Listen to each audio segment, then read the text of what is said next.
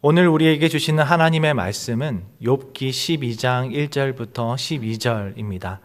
구약성경 772페이지 욥기 12장 1절부터 12절입니다. 한 절씩 교독하겠습니다.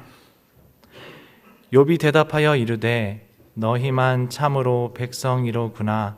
너희가 죽으면 지혜도 죽겠구나. 나도 너희같이 생각이 있어 너희만 못하지 아니하니 그 같은 일을 누가 알지 못하겠느냐. 하나님께 불러 아뢰어 들으심을 입은 내가 이웃에게 웃음거리가 되었으니 의롭고 온전한 자가 조롱거리가 되었구나. 평안한 자의 마음은 재앙을 멸시하나 재앙이 실족하는 자를 기다리는구나. 강도의 장막은 형통하고 하나님을 진노하게 하는 자는 평안하니 하나님이 그의 손에 후히 주심이니라. 이제 모든 짐승에게 물어보라. 그것들이 내게 가르치리라. 공중의 새에게 물어보라. 그것들이 또한 내게 말하리라. 땅에게 말하라. 내게 가르치리라. 바다의 고기도 내게 설명하리라. 이것들 중에 어느 것이 여호와의 손이 이를 행하신 줄을 알지 못하랴.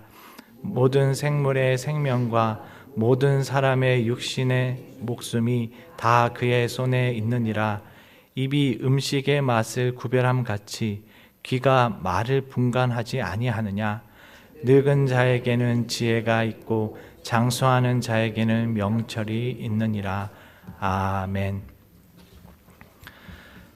갈릴레이는 지구가 태양 주위를 돈다는 지동설을 주장했습니다. 하지만 당시 교회와 학계의 주류는 태양이 지구를 중심으로 돈다는 전통적 우주관인 천동설을 지지하고 있었습니다. 이로 인해 갈릴레오의 주장은 강한 반발에 부딪혔고 결국 그는 재판에서 자신의 주장을 철회하라는 압력을 받았습니다. 갈릴레오는 지동설을 공식적으로 부정할 수밖에 없었습니다. 후대의 전설에 따르면 재판이 끝난 후 갈릴레오는 그래도 지구는 돈다라고 작은 목소리로 속삭였다고 전해집니다. 이 일화는 기존의 사고방식을 깨트리지 않으면 더 넓고 깊은 진리를 발견하기 어렵다는 교훈을 줍니다. 신앙적인 면에서도 그런 시선이 필요할 때가 있습니다. 의인 욥은 하나님의 자랑과 사탄의 시험으로 인해 고난을 겪었습니다. 그는 재산과 자녀, 명예와 건강을 모두 잃었습니다. 그 결과 욥은 제 가운데서 눈물을 흘렸습니다. 온몸에 난 종기를 긁다 생긴 상처는 그의 심령을 대변하는 듯 합니다. 이 소식을 들은 세 친구 엘리바스, 빌다, 소발은 욥을 위로하기 위해 찾아왔습니다. 그들은 처참한 욥의 모습에 충격을 받고 말을 건네지 못했습니다. 하나님을 경외하며 의롭게 살았던 욥이 이런 재앙을 겪는다는 것이 그들에게 혼란을 야기했습니다. 그들은 하나님은 의인에게 복을 주시고 악인은 심판하신다는 인과응보 신학을 중시했는데 이 논리에 따르면 욥은 죄에 인해 고난받는 것입니다. 욥이 지금까지 보여준 선행과 신실함은 모두 위선입니다. 친구들은 아무 말도 하지 않은 채 그와 함께 사흘을 지냈습니다. 3일 후 욥은 그 침묵을 깼습니다. 그의 입에서 탄식이 흘러나오기 시작했습니다. 차라리 태어나지 않았더라면 좋았을 것을. 그는 자기 생일을 저주하며 비참한 인생을 한탄했습니다. 욥은 이 모든 고난을 허락하신 하나님이 자기 생명을 보호하고 있는 울타리를 거두기를 바랬습니다. 욥의 탄식을 들은 욥의 친구들은 가만히 있지 않았습니다. 그들은 욥의 문제를 지적하기 시작했습니다. 엘리바스는 자신의 경험과 선조들의 가르침을 근거로 사람은 뿌린 대로 거둔다며 욥의 죄를 지적하고 회개를 촉구했습니다. 빌닷은 전통에 호소하며 하나님은 죄인을 벌하시고 의인을 버리지 않으신다며 회개를 요구했습니다. 소발은 욥에게 말이 많다고 비난하며 수다스러운 자가 의로울 수 없다고 주장했습니다. 그는 하나님의 전지전능하심과 인간의 유한성을 논하며 욥이 죄가 없다는 것은 착각일 뿐이며 죄를 잊고 있을 뿐이라고 지적했습니다. 또한 하나님의 재판을 막을 자는 없으며 욥이 죄를 회개한다면 그의 어두운 인생에 빛이 비칠 것이라고 말했습니다. 생애를 저주하며 인생이 어둠으로 가득 찼다라는 말에 대한 답인 것입니다. 세 친구 모두 욥에게 임한 재앙을 그의 죄 때문으로 단정하고 회개를 촉구했습니다. 욥은 그들의 논리에 대해 각각 대답했는데 오늘 본문은 그중 소발의 말에 대한 답변입니다. 1절부터 3절입니다. 욥이 대답하여 이르되 너희만 참 백성이로구나. 너희가 죽으면 지혜도 죽겠구나. 나도 너희 같은 생각이 있어 너희만 못하지 아니하니 그 같은 일을 누가 알지 못하겠느냐. 욥은 소발의 말에 답하면서 너희라는 복수형을 사용합니다. 이는 소발뿐 아니라 동시에 엘리바스, 빌닷에게도 하고자 하는 말이라 이렇게 표현한 듯 합니다. 욥은 친구들의 비난을 받아들이지 않았습니다. 오히려 마치 그들만이 지혜를 가지고 있는 것처럼 행동하는 친구들의 태도를 비판했습니다. 욥은 그들보다 결코 열등하지 않다고 합니다. 욥이 말한 너희만 참 백성이라 이로구나 라는 표현은 소발이 앞에서 말한 허망한 사람은 지각이 없나니 그의 출생함이 들나귀 새끼 같으니라에 대한 답변인 듯 보입니다. 소발은 그가 지혜 없다 여기는 자, 곧 욥을 허망하고 미련한 들나귀 새끼에 비유하며 비난했습니다.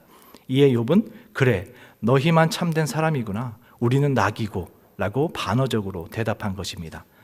나아가 욥은 친구들이 말한 내용이 누구나 다 아는 이야기라고 지적합니다. 하나님이 전지전능하시다라는 사실을 모르는 사람이 어디 있겠느냐는 것입니다. 또한 그 원리를 욥에게 적용하는 것은 잘못되었다라고 말합니다.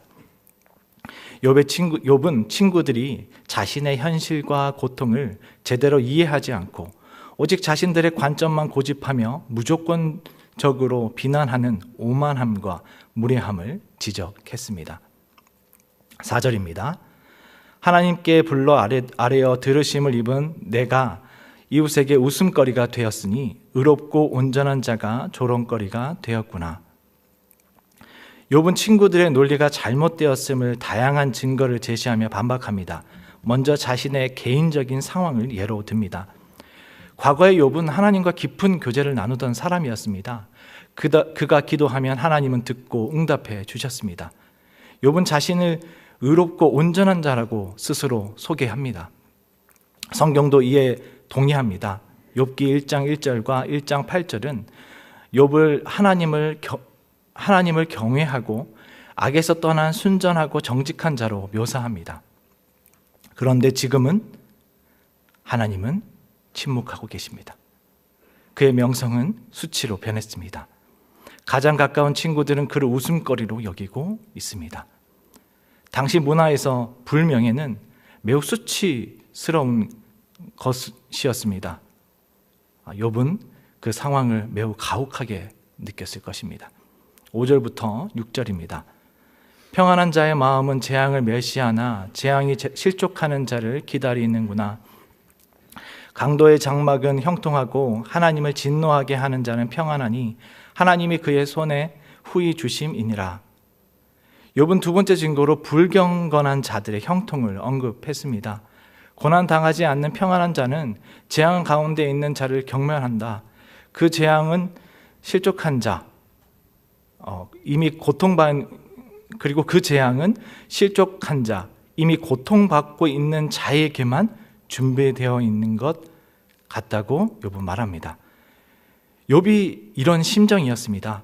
겹겹이 찾아오는 재앙은 그의 마음을 철저하게 무너뜨렸습니다. 여기서 하나님이 그의 손에 후히 주십니다라는 표현은 원문으로 보면 신을 그의 손에 들고 오는 자입니다. 이는 문자적으로 작은 신상을 손에 들고 다니는 사람들을 가리키며 하나님을 자기 뜻대로 조정하려고 하는 태도를 나타냅니다. 악인들은 하나님을 통제하거나 주무를 수 있다고 생각하며 자신의 이익을 위해 온갖 수단을 가리지 않기에 세상에서 형통히 살 수 있다고 여기는 겁니다. 욥은 이렇게 세상의 불의와 모순된 상황을 친구에게 설명하면서 단지 눈에 보이는 결과만으로 자신을 정죄하는 것을 멈추라고 촉구합니다. 엘리바스는 욥이 회개하면 그의 천막에 평화가 찾아올 것이라 격려했고, 빌닷은 욥이 진정 의롭다면 평화를 누릴 것이라고 했습니다. 소발 역시 하나님을 찾는 사람의 안전과 안식을 강조하며 말했지만, 욥은 강도들의 형통을 언급하며 세상의 평화와 안전이 반드시 의로움에 기반하지 않음을 주장했습니다. 7절부터 8절입니다.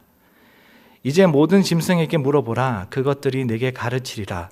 공중의 새에게 물어보라. 그것들이 또한 내게 말하리라. 땅에게 말하라. 내게 가르치리라. 바다의 고기도 내게 설명하리라. 이번에는 욥이 자연 만물의 이치를 증거로 제시합니다. 그는 하나님께서 창조하신 피조물을 통해 지혜를 찾을 수 있다고 하며 친구들에게 동물과 자연 세계로부터 배울 것을 권유합니다. 잠언 6장 6절부터 8절에도 게으른 자여 개미에게 가서 지혜를 얻으라고 가르치며 자연 세계의 관찰이 지혜를 가져준다라고 말합니다. 이처럼 땅의 모든 피조물, 들짐승, 하늘의 새, 땅에 기는 동물, 바다의 물고기까지도 사람에게 지혜를 가르칠 수 있습니다. 하나님은 자연 만물의 창조를 통해 자신의 지혜와 섭리를 드러내십니다. 욥은 여기서부터 앞에 있는 구절들과 다르게 청자를 3인칭 단수로 씁니다. 이는 소발이 주장했던 말에 대한 답변을 나타내려고 한 것으로 보입니다. 소발은 허망한 자들은 들나귀 새끼와 같다고 욥을 비하했습니다. 욥은 이를 받아치며 그의 지혜를 조롱합니다. 짐승도 아는 것을 너는 알지 못한다. 9절부터 10절입니다. 이것들 중에 어느 것이 여호와의 손이 이를 행하신 줄을 알지 못하랴. 모든 생물의 생명과 모든 사람의 육신의 목숨이 다 그의 손에 있느니라. 욥은 주권자이신 하나님이 모든 사건의 궁극적인 원인이며 하나님의 손안에서 이루어짐을 모두가 안다고 합니다. 하나님은 피조물에게 생명을 주셨으며 짐승과 새, 식물, 물고기를 포함한 모든 세계가 하나님의 통제 아래 있다고 합니다. 이는 욥기 38장부터 41장에서 하나님께서 욥에게 질문하며 세상의 운영함을 나타내 보이시는 장면을 떠오르게 합니다. 11절부터 12절입니다. 입이 음식의 맛을 구별함 같이 귀가 말을 분간하지 아니하느냐. 늙은 자에게는 지혜가 있고 장수하는 자에게는 명철이 있느니라. 욥은 하나님의 지식을 얻기 위한 수단으로 인간에게 이성과 경험을 주셨음을 지적합니다. 입이 음식을 맛보고 그것이 맛있는지 아닌지를 구별하는 것처럼 귀는 말이 참인지 거짓인지를 분별합니다. 이처럼 사람은 이성을 통해 하나님이 모든 것을 주관하신다는 것을 알 수 있고 또한 사리 분별을 해야 한다고 말하는 것입니다. 또한 욥은 사실 노인에게는 지혜가 있어야 되고 장수하는 자에게는 명철이 있어야 된다라고 말합니다. 일반적으로 경험이 많은 자는 지혜를 갖추어야 한다는 것입니다. 이 말에는 친구들에 대한 풍자가 담겨 있습니다. 욥의 친구들은 욥보다 연장자였습니다. 그럼에도 그들은 지혜를 갖추고 있지 못했습니다. 스스로를 지혜롭다 여겼지만 실제로는 이해와 통찰이 결여되어 있습니다. 욥은 이러한 상황조차도 모순이라고 말하는 것입니다. 욥과 친구들이 고난의 이유를 이해하려고 했지만 그들은 그 뜻을 다 알 수 없었습니다. 욥의 친구들은 하나님의 섭리를 현세적 인과응보의 원리로만 이해하려 했고 고난의 원인을 죄에 있다고 단정했습니다. 하지만 욥은 하나님의 절대 주권과 지혜가 인간의 이해를 초월하고 있다고 말했습니다. 욥은 그 친구들보다 하나님에 대한 통찰력을 더 가집니다. 하지만 욥 또한 의인에게 찾아온 재앙에 대한 의미를 다 알지는 못했습니다. 모순되고 오묘하게 느껴지는 하나님의 섭리로 그는 옷을 찢었습니다. 그는 탄식할 수밖에 없었습니다. 아니, 하나님 앞에 자신을 쏟아놓는 것 외에 할 수 있는 것이 없었습니다. 이런 그의 탄식과 몸부림은 하나님을 만나는 결과를 낳습니다. 탄식의 끝에 욥은 하나님을 마주하게 되고 새로운 인식과 자각을 가지게 됩니다. 그 탄식은 단순한 고통의 표현이 아니라 하나님의 손길을 찾기 위한 과정이었습니다. 사람에게는 한계가 있습니다. 아무리 뛰어난 능력과 지식이 있어도 넘을 수 없는 선이 존재합니다. 하나님을 인지하는 것에서도 마찬가지입니다. 우리는 그분이 허락하신 만큼만 알 수 있습니다. 하나님을 다 이해할 수 있다라는 생각은 교만입니다. 우리는 때때로 그 한계를 부정하고 하나님의 크기를 자신의 이해 안에 담으려 합니다. 이는 하나님을 있는 그대로를 바라보기보다 자기 기준으로 하나님을 보려는 시도입니다. 하나님에 대한 신비가 신비롭게 느껴지지 않는다면 우리의 마음은 어느새 하나님을 안다고 생각하는 교만에 젖어 있는 건지도 모릅니다. 다 알 수 없기에 하나님은 신비로운 존재입니다. 그 신비를 인정하고 다 알 수 없음을 받아들일 때 우리는 오히려 하나님에 대해 더 깊게 알게 됩니다. 하나님을 알기 위해서는 우리의 기준에 옳고 그름이나 비교를 넘어 하나님의 본질과 그 자체를 바라보아야 합니다. 그분을 온전히 바라보기 위해서는 우리의 틀을 깨고 나아가야 합니다. 이 세상은 실족한 일로 가득합니다. 악인은 평안한데 의인은 고난을 겪습니다. 하나님을 믿고 살아가도 때때로 원망스럽고 억울한 일이 찾아옵니다. 그러면 마음이 무너지고 한숨이 나옵니다. 그럴 때 우리는 혼란과 무질서 속에서도 여전히 세상을 주관하시는 하나님을 보아야 합니다. 고난 중에서도 하나님은 여전히 일하고 계십니다.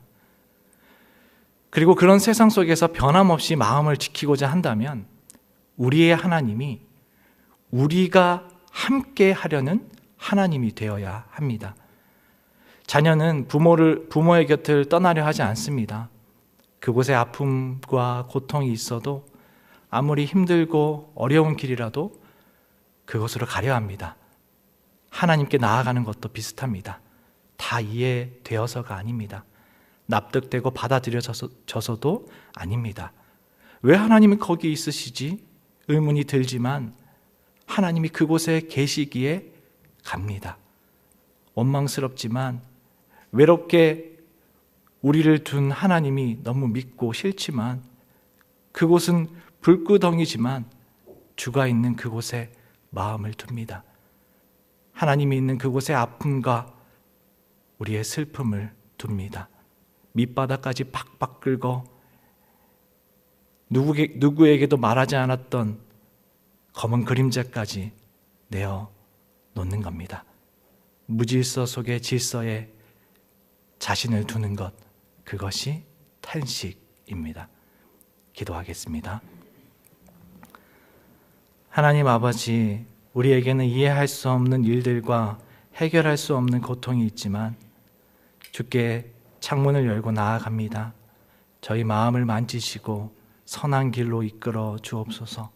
탄식하는 심령에 성령님 찾아오셔서 우리로 하나님을 아는 지식을 깨닫게 하시고 주님께서 이루시는 삶을 따르는 신수성가의 사람이 되게 하옵소서.